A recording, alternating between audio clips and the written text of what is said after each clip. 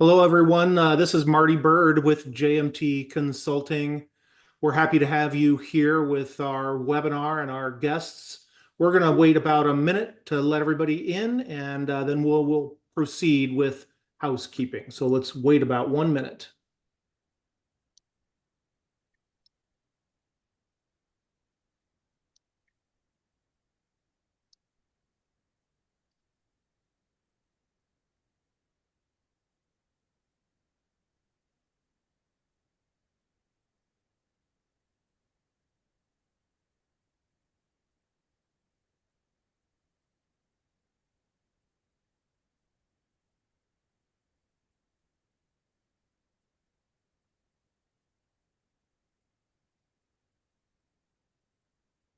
All right, let's go ahead and get started. This again is Marty Bird with JMT Consulting.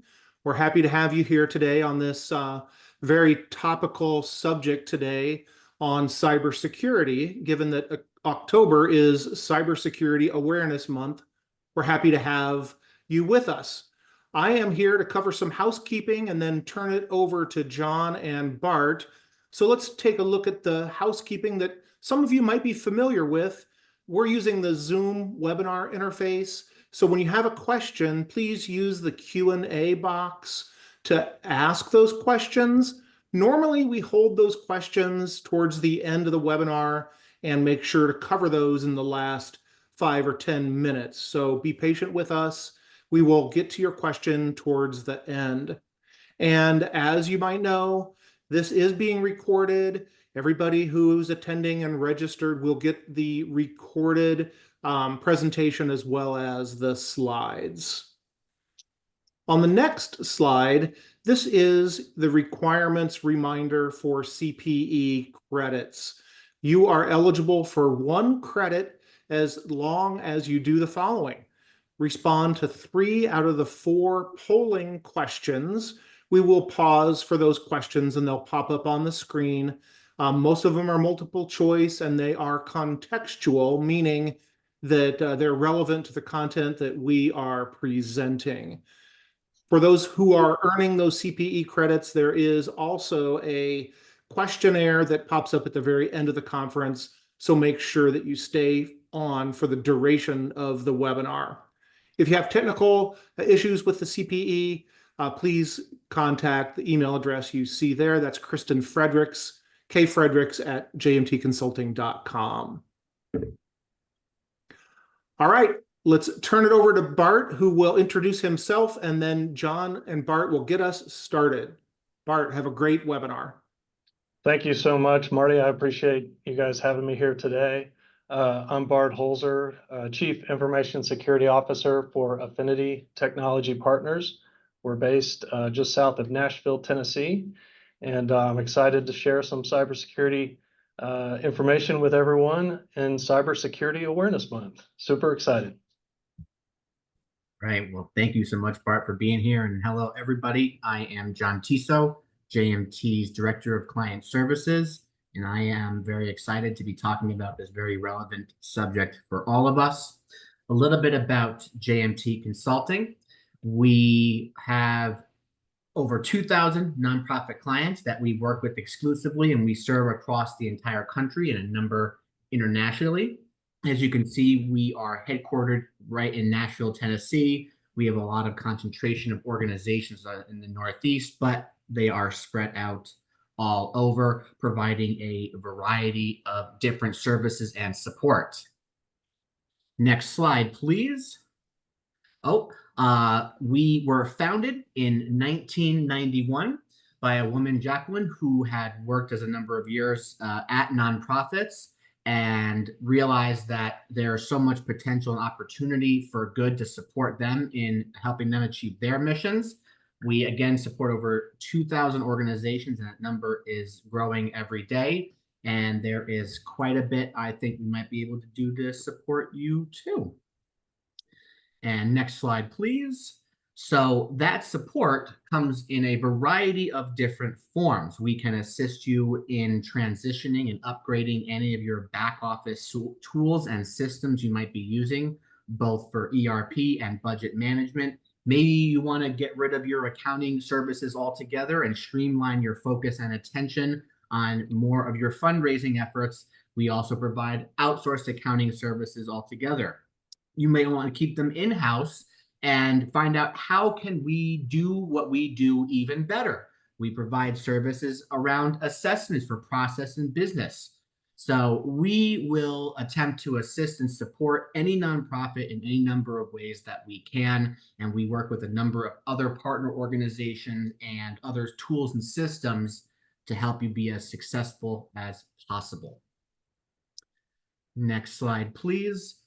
I also want to bring up, I am super excited about this. We have our annual Innovate conference for our clients that we host every year. This year, or next year's rather, in 2025, is going to be right in Nashville, Tennessee. It is multiple days of pure training and education, networking opportunities, meals, there's parties. It's a blast. And there is a full day of pre-conference, super dedicated training that happens before the conference begins. And that is, I've never actually been able to get to attend it myself, but I have heard easily 99% raving reviews about the pre-cons. They won't let me go in anymore. They won't let me into them, but I have heard wonderful things. The conference is my favorite part of every year. I look forward to it, and I hope I get to see all of you. All right, Bart, bring the magic. Well, I don't know about magic, but I'll start with a little bit about Affinity, the company for which I'm the CISO.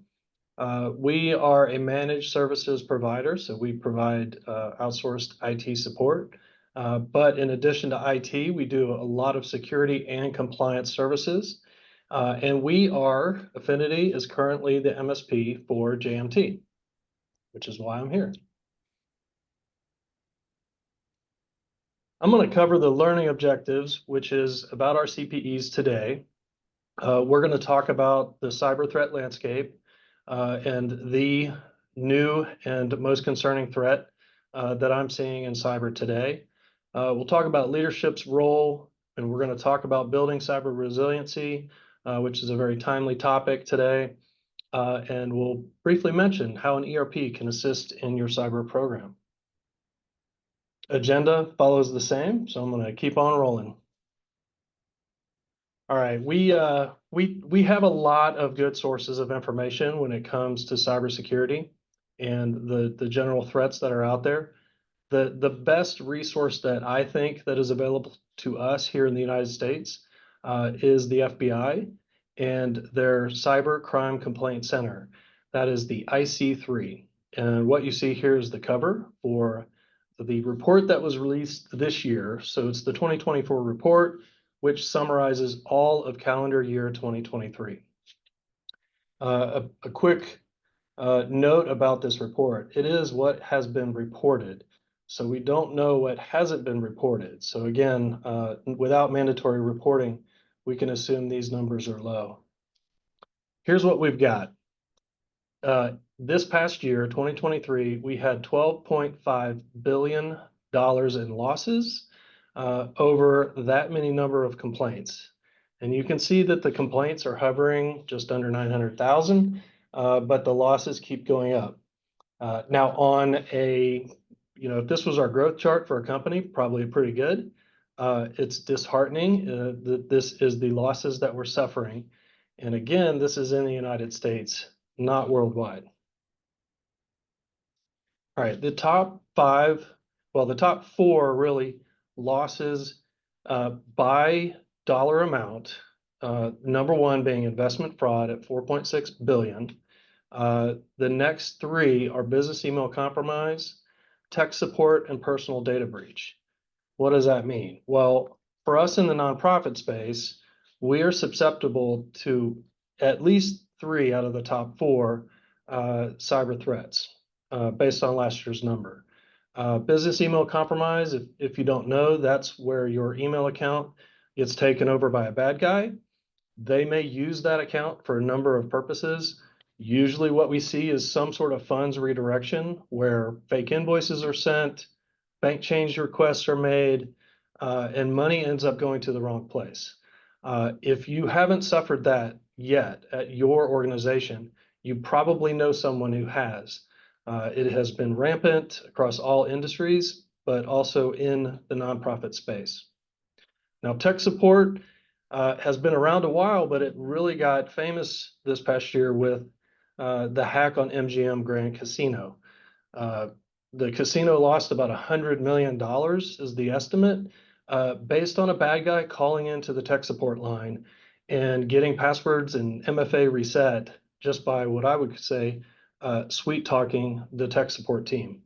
Uh, a huge business, lots of security controls in place, but it was the human element that allowed that breach to take place. Now, we here at Affinity have processes in place to validate users to hopefully prevent this from happening. But as we often say, human beings are our greatest asset and our greatest weakness for every org. Personal data breach affects everyone in every industry. The best way I can communicate this is if you have your personal data stolen or finances stolen in your personal life, it's going to affect your business life as well, because cleaning up from a data breach or financial fraud takes a lot of work and a lot of time, and it's very it's very disruptive to the workplace.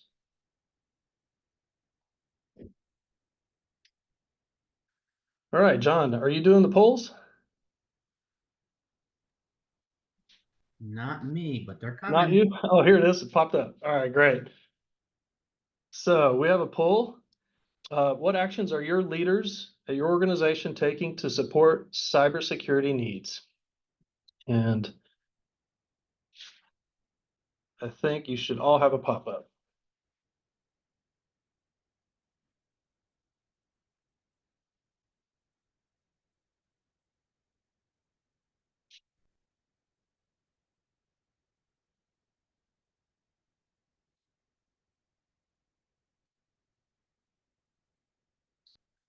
All right, thanks to everyone who voted. It looks like coming in at the top percentage at 29%, we hired a consultant. Hired a security person was second, and then some unsure answers as well. Thank you all. When we talk about the threat landscape and what we're facing today, there's a few things that I'd like to point out that really hopefully demonstrate how difficult it is to build a good cybersecurity program. It is starting with the lack of personnel. The cyber skills gap has been reported on for a number of years. We just don't have the top tier talent for a number of reasons. One, it's folks like me who have been in industry for 30 years. We did security when it wasn't called cyber, and we just didn't do a good job of mentoring and forming that pipeline of security professionals. And guys like me, we have to take partial ownership of that. What also kind of impacts that pipeline is the lack of educational opportunities and the lack of degree programs, for example, in cybersecurity. That's all taking place now. It's a huge wave, an influx of people into the cyber field because it's an interesting, exciting, and well-paying field.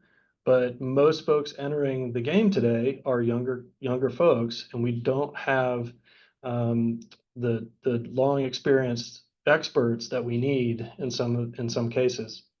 The high cost of talent because of the lack of availability makes it very difficult to recruit and pay for top tier talent. The second thing I want to point out is it used to be that it was the really good hackers you had to worry about. The good hackers would build tools, they would attack, say, an industry, and they would, whatever their purpose was, whether it was to make money or gather intelligence, and it was a lot of people defending against a few. Well, the folks doing that traditional hacking, who are really skilled at building hacking tools, decided it's less work and they can make more money if they simply sell their hacking tools and they don't hack anymore. And what we're seeing is the commoditization of hacking tools anybody on this call, if you know how to get onto the dark web and go to a marketplace, can buy a tool today. Pick what is it you want to do. Do you want to do ransomware? Great. Pick a ransomware tool, pay your subscription license fee, download the tool, and start executing phishing campaigns tomorrow. It's that simple. And you can start making money if successful, hacking on your own, but using a tool built by a very sophisticated hacker. From our perspective in the industry, super scary. So now we have, instead of a few high talented individuals, we've got anybody who can download a tool and pay a couple $100s a month can now do sophisticated hacking without any skill set whatsoever. Back in the day, we used to call inexperienced hackers, we would call them script kiddies, where they would just run a script and it might execute some tool or some routine. What is happening today is way beyond that. These are very sophisticated tools using the latest technology, and it gets updated by the really good hackers because they're providing a service.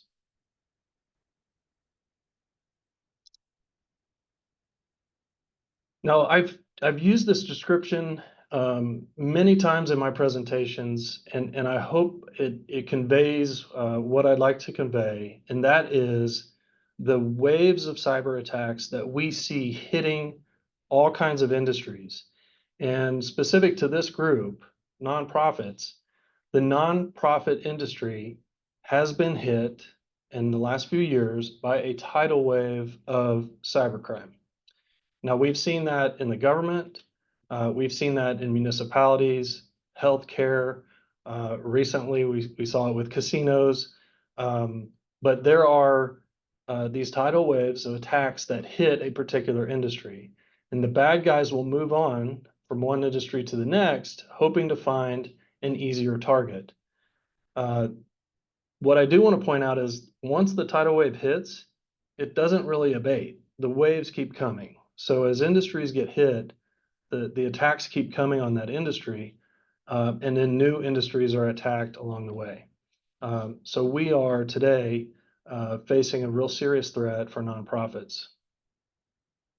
The last thing I'd like to point out is the attacks on supply chains.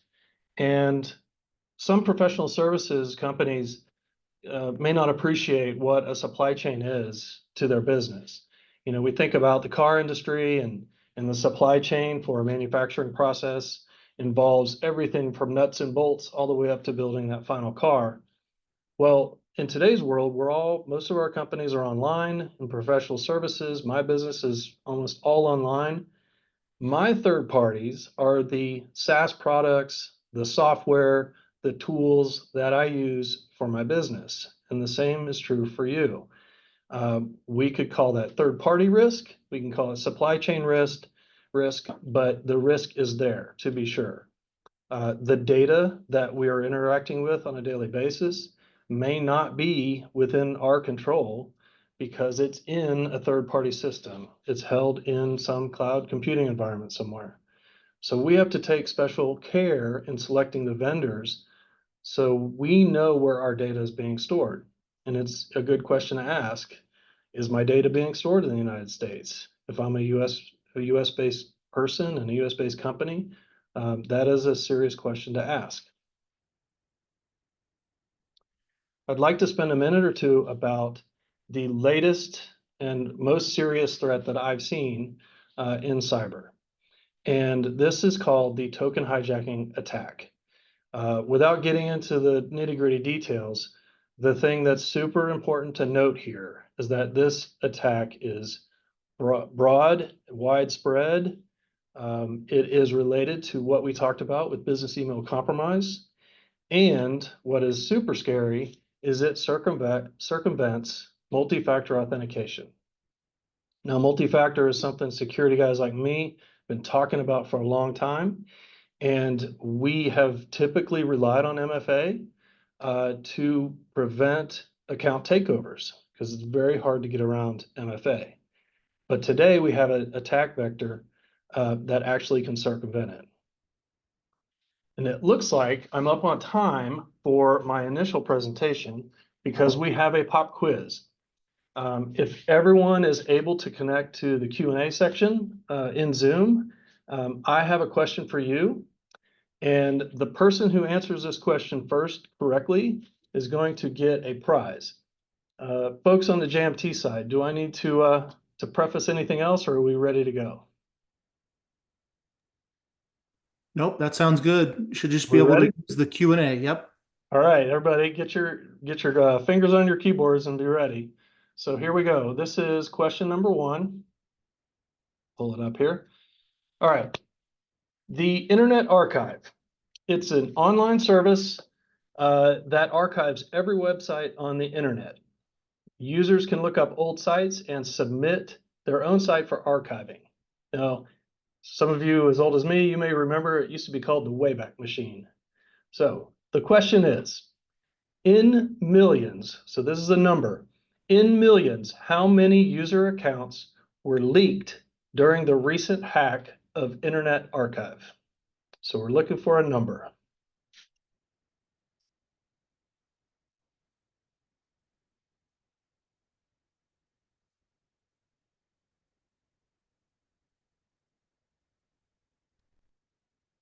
All right, I see a few answers.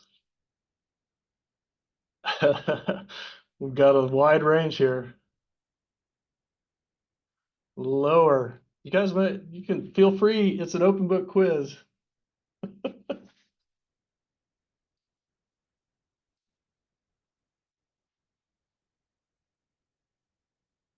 There we go. Garrett, you got it. Yes, 31 is the answer. 31 million user accounts were recently leaked due to the hack of Internet Archive. It's crazy that that number of people, I wouldn't even know that they used Internet Archive. So yeah, Garrett, you are a winner. And the JMT folks are going to follow up on your prize in a bit. Okay, so I talk about a technical issue that we're facing today, the token hijacking. Um, I I don't want to get into how it works. It's a method that intercepts your authentication token, while you're connected in your web page. If you guys use like 365 and you log into, let's say, Outlook Online, and then you switch to say SharePoint, you'll notice that sometimes when you switch and you connect to a different Microsoft service, you'll notice that the transition is seamless. That authentication token allows you to go to different sites because you've already authenticated. Well, the bad guys are stealing that, and they're going to use that token to log in as you to Outlook Online. So it's a type of account takeover. I'm surprised that more people aren't talking about this because there are reports, and here's one of them. The Proofpoint is a vendor. They do email security. In their latest report, they put out every year, it's called State of the Fish. Their latest report, 2024, they indicate that they see 1 million token hijacking accounts per month. And that is a scary number considering the success of this tool. So don't freak out. If you guys are a Microsoft shop, I'm sure many of you are, there is a way to help protect against token hijacking, and that is to implement conditional access. So if you take away anything today, it is make sure in your 365 environment, in Microsoft 365, you have conditional access policies enabled and enforced, along with multi-factor. We still recommend that. Looks like we're at poll number 2 already. And there it is. Okay, poll number 2. I know someone who suffered a business email compromise. They lost, and then a selection.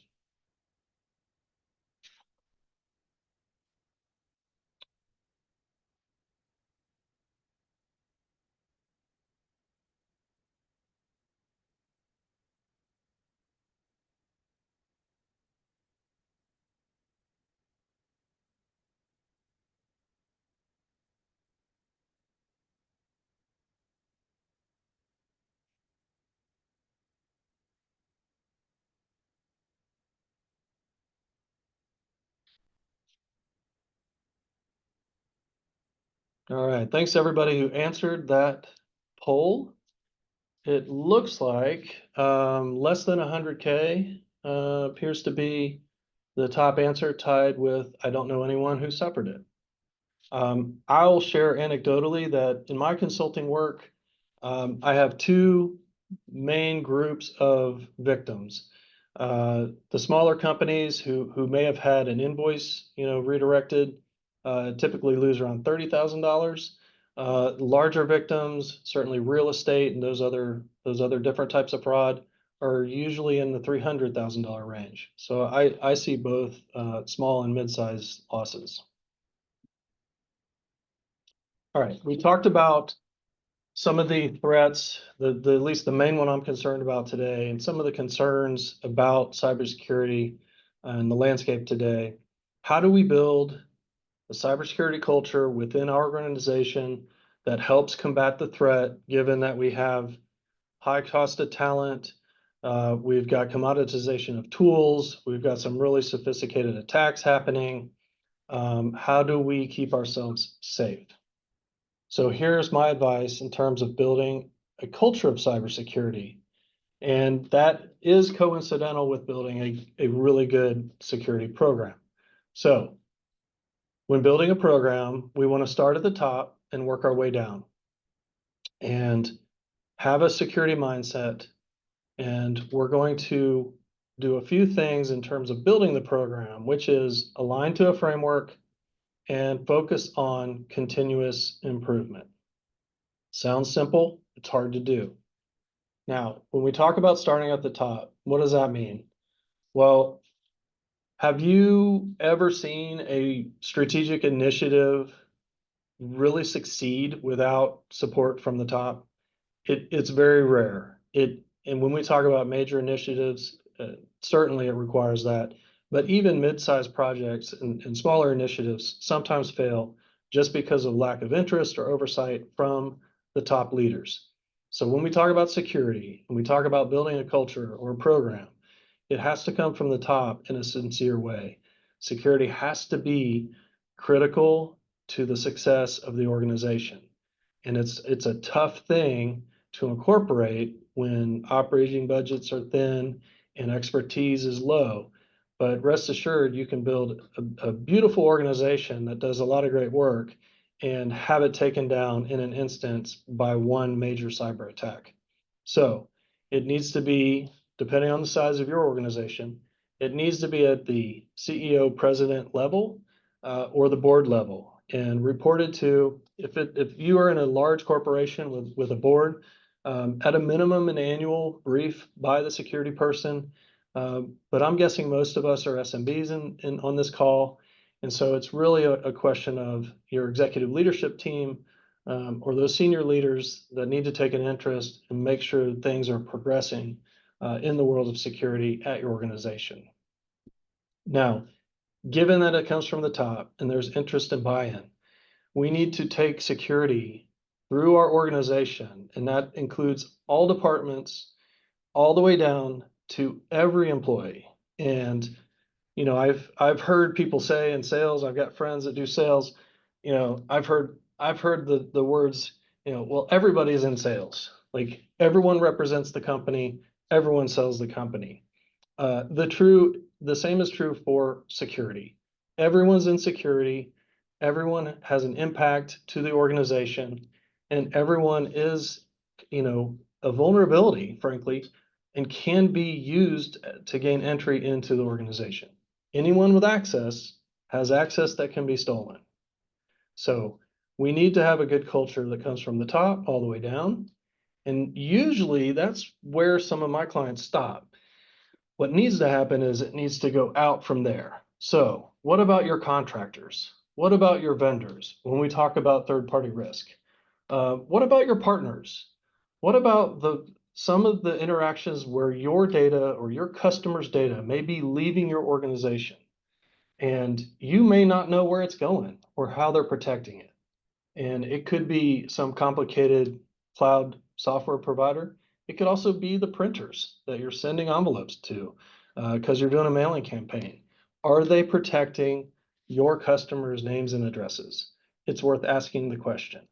And so we want to go from the top to down to out and make sure our data is secure. So got a couple things here in terms of mental models. How do we frame our mindset when we're building a security program? And there's two things, and I almost every talk that I give, I talk about these two things. We have people, processes, and technology, not a new concept, not specific to security. But when it comes to security, the importance is in that order. We got security wonks like me. We love to sell tools. We love to talk tech, and we start on the T part, and that is wrong. We got to start with people. They are the greatest asset. They are the weakest vulnerability by far. Processes are second. Like we have to have good processes in place and training so our employees know what to do and what is expected of them. And lastly, the technology can be used to help enforce the policies that we have and the actions that our people are taking. A great example of this is accounts payable. If we don't have a good accounts payable process, money could go to the wrong place, even with technical checks in place. So the next mental mindset, which also relates to accounts payable, is the two is one and one is none. So in security, if we have one copy of the data, we basically have no copies. If it's encrypted or stolen or lost or deleted and can't be recovered, it's gone and gone. Now, this is a military kind of concept where two is one. We always have backups. But in the military world, it's backups to backups to backups. So in security, at least in the programs I build, we typically go for three. Three is two, two is one is none. So in accounts payable, you have one person with the checkbook, they can make all the decisions and they can write checks without any checks or balances. Fraud is more likely to happen there than if you had a two-step process. Certainly want to recommend, because it's so dominant today, we have a lot of bad guys who are submitting in the accounts payable process. They're submitting bank change requests. And so the typical invoicing all flows the same, but they have managed to change the banking information for your largest client, or they've changed your information at your largest client, and the money goes to the wrong place. That change request needs to have two checks performed to make sure the change request is valid and is coming from the right person, the actual company with the authority to make the change, not a bad guy pretending to be. All right. In security, we have all kinds of examples. MFA is a great one. We need to have more than just a password. That second step is multi-factor authentication. All right, I think we're time for another trivia question. This one's going to be easier, I hope. Make sure you have your keyboards ready and Q&A pulled up. And this question is, all right, so in general, I do not like hacker movies because they really are not realistic at all. There's a handful, maybe, of good hacker movies. So in the Q&A section, name your favorite hacker-related movie.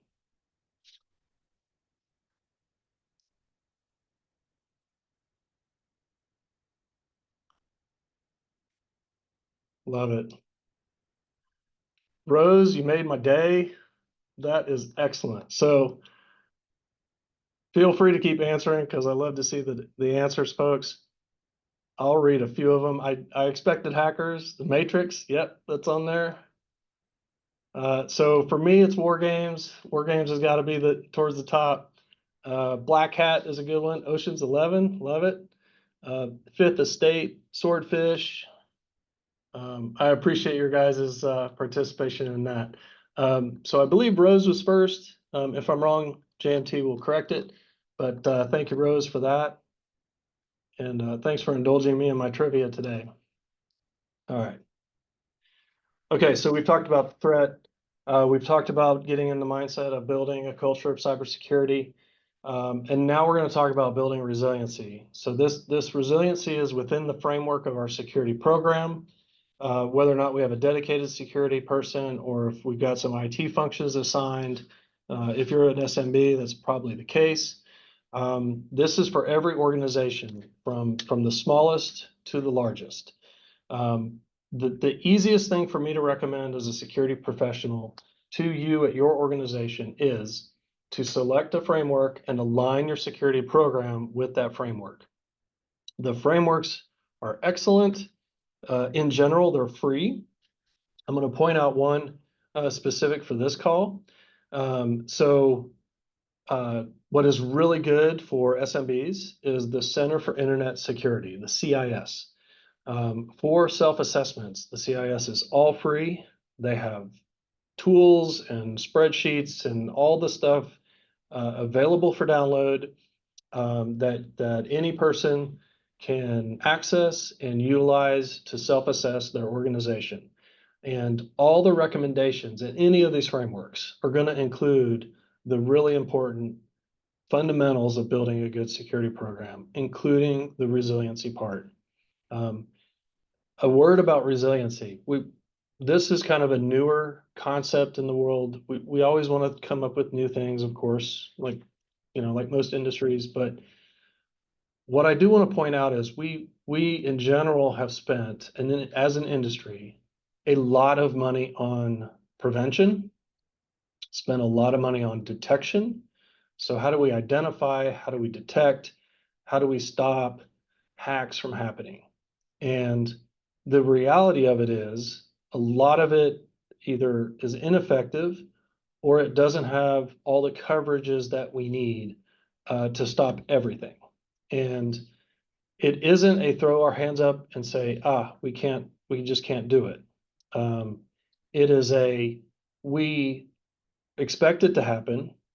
We're going to detect it. We're going to intercept it. We're going to mitigate it. We're going to lessen the impact of whatever the bad thing is. And no, we're not going to stop it all, but we're going to minimize it and lessen the impact on our business. And the quicker that we can respond, then the less impact, the less serious any sort of incident's going to be. So the idea of resilience, to be able to respond quickly to an incident, if something bad happens, even that's not security related, if a hard drive crashes, can we recover quickly? That's a part of business continuity and resiliency as well. So we've picked the framework. I'd recommend CIS, downloaded all the stuff and performed our assessment. So once we have that, it gives us an idea of what we need to do, and we can pick the low-hanging fruit. Let's do the highest impact, lowest cost, and shortest time. All right. As I mentioned, resiliency is about focusing on our ability to respond. And down here at the bottom, we have this is the NIST framework for a general security program or the life cycle of an incident. We have identify, protect, detect, respond, and recover. Now, what I'm asking today is, as we're building our program, don't just focus on the beginning where we want to buy tools, focus on that detection and response capability within our organization. All right, poll number 3.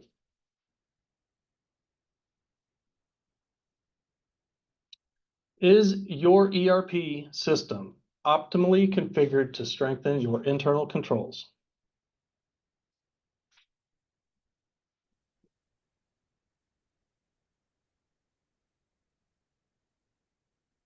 Well,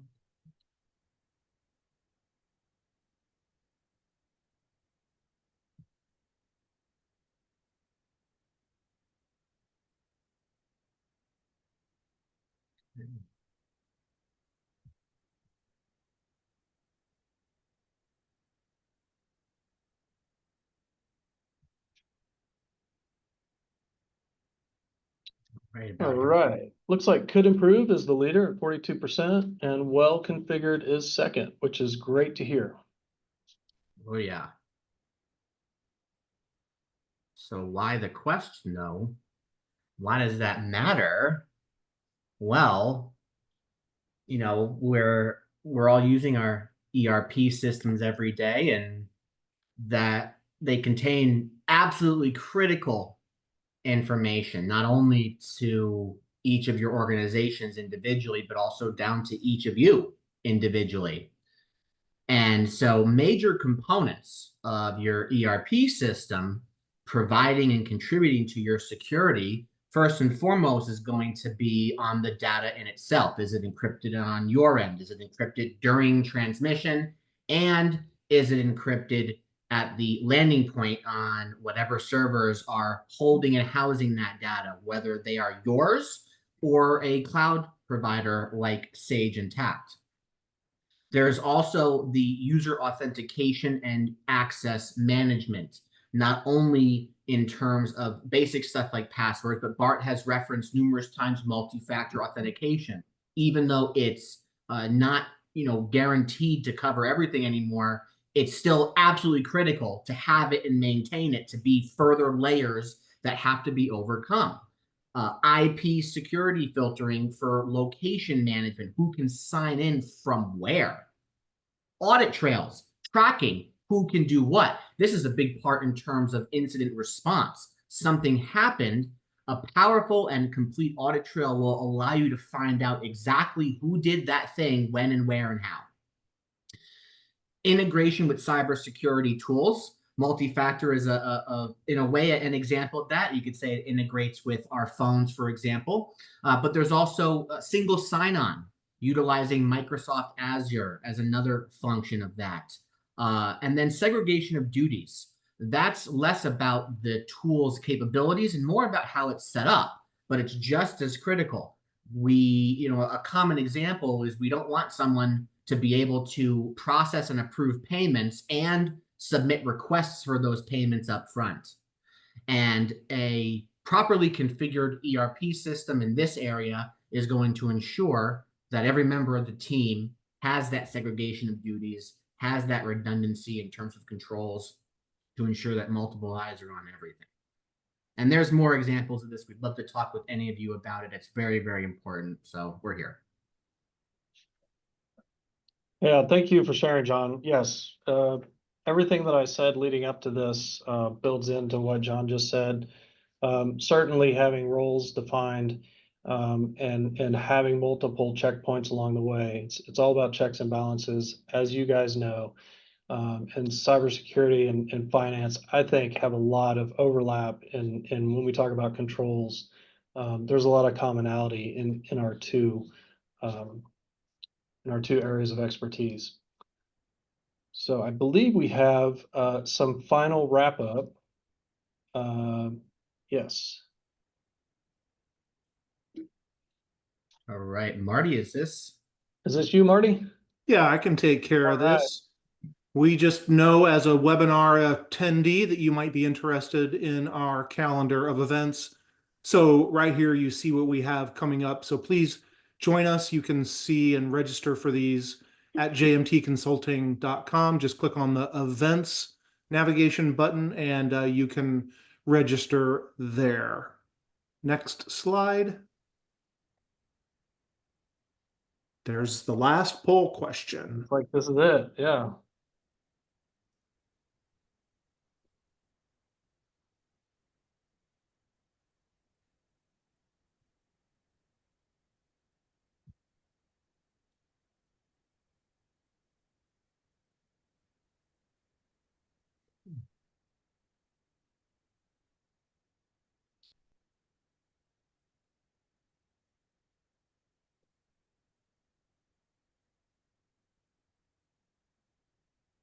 All right. Well, thanks for that last poll. We don't normally share the results of this poll because um,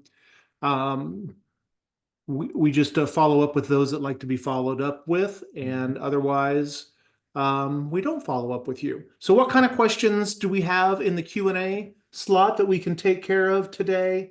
I see that the pop quiz answers and questions are there. So with no further questions, Bart, do you have a wrap-up statement that you'd like to give us? Well, to quickly answer Garrett's question, yes, Live Free or Die Hard is a hacker movie. Bruce Willis brings in a hacker to do some of his adventures in that movie. So yeah, that totally counts, Garrett. No, I think, to convey again, Cybersecurity Awareness Month. It is our time of year to really shine, whatever that means. Usually it's some additional training. So I'm happy to be able to present today. Really appreciate the time that you all have allowed me to share some cyber tidbits with you all. And all right. Looks like we got a question while talking. So Garrett's asking, how about elaborating a little on PII? So I'm going to interpret your question a little bit. So when it comes to PII, this is one of the most difficult topics for me anyway to really convey to my clients. I'm going to start by saying there really is no definition of PII. By that I mean there are too many definitions. The federal government has multiple. I'm going to use the state of California as an example. So the state of California has a couple different laws on the books, including CCPA, which is the privacy protection within the state of California. The two different laws have two different definitions of PII. It's very frustrating as a non-lawyer to understand what's happening here. What is important to know about PII is this. If you have PII, whatever that is, and that will certainly include things like social security number. But depending on the state, it could be your name and address. It could be your name and address and birthday. But whatever that definition is, if you have the PII of a citizen of that state and you lose it, you lose the data and it goes outside your organization, you may have legal requirements for your organization. California, 100% you do. So you have to notify the folks whose data you lost. And if you don't, there can be serious penalties. It makes it a little more complicated in that if you have the PII of an individual who is a resident of the state of California, that person has the legal right to ask you, what data of mine do you have? And you have a certain amount of time that you have to respond to that person and say, here's the data elements that I have. Your first name, your last name, your street address, your birthday, your social, whatever is in your system, you need to be able to answer that. That person has the further legal right to say, I don't want you to sell my data, or I want you to delete my data. And again, you have a legal obligation and a timeline to do that, to either not sell the data or delete it. It is frustrating in that depending on which state we're talking about, and I'm going to go by memory here, I think we have 7 different states that have laws on the books. There's quite a few in the works, and they have different reporting requirements. If you have data PII from citizens of the EU, you have GDPR to be concerned about, and there are requirements based on where that person lives. It isn't where your headquarters is, unfortunately. It is where the person lives. So PII is something, when we talk about maintaining data, it's something we have to consider all of the locations where those people could be residing, which means we have to even track where they reside. Did that answer your question, Garrett? I hope so, and feel free to hop on or Q&A me back again. I do see, okay. Garrett says we perform audits. So we have clients that have sent us sensitive information, tried to stress the importance of using share files. Yes. Okay, yeah. It's really difficult to enforce other people sending you sensitive information in email. And it's especially difficult, and we see it all the time in real estate, in between, realtors and closing attorneys and all that stuff. That is where I see the most. To get into the practice of sharing data through a portal, and it sounds like you do have a share file, to enforce that through when you send data to a customer, encouraging to send it back. There are technical solutions that are in place that can help block or delete if it detects some PII. There are tools built into Microsoft now that might be taken advantage of, but in general, it's very difficult to stop it. Is there a rating service for cybersecurity organization? Okay, this is a question from John. There is, so we don't have there's not like an industry, I'm trying to think like a Dun and Bradstreet equivalent or anything like that. And certainly I know that there are ranking organizations in the financial world. In the cyber world, there's one of two options. There's a self-attestation, meaning that we as an organization would publicly publish and say, look, we align to pick a standard, and we vouch that we adhere to all the security controls within that standard. You kind of buyer beware. The other option is an accreditation. When it comes to SaaS providers, I think SOC 2 is probably the gold standard. And that is something that the company, the vendor has to, and probably a lot of you know this, has to have an actual auditor come in, perform the assessment, and write a letter of attestation. And that letter certifies that the organization aligns to SOC 2. ISO 27001, there's actually quite a few ISO standards. 9001 might be one that you're familiar with. And they have a variety of standards that are audited, and you actually get an accreditation. I believe that there's some other certifications in progress that are more accessible to SMBs. But we're kind of waiting and seeing where those are and if they're going to take hold. So I would say SOC 2 is what you're going to look for in a vendor. ISO is what you're going to look for in a big partner.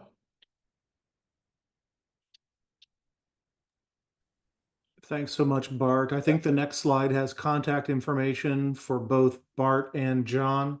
If anybody has last minute questions they want to put in the Q&A, we can certainly get those to Bart or John. I want to thank everybody for attending today. On behalf of JMT Consulting, thank you, Bart. Thank you, John. Thank you. Thanks, everybody. Thanks all. Appreciate it. Bye.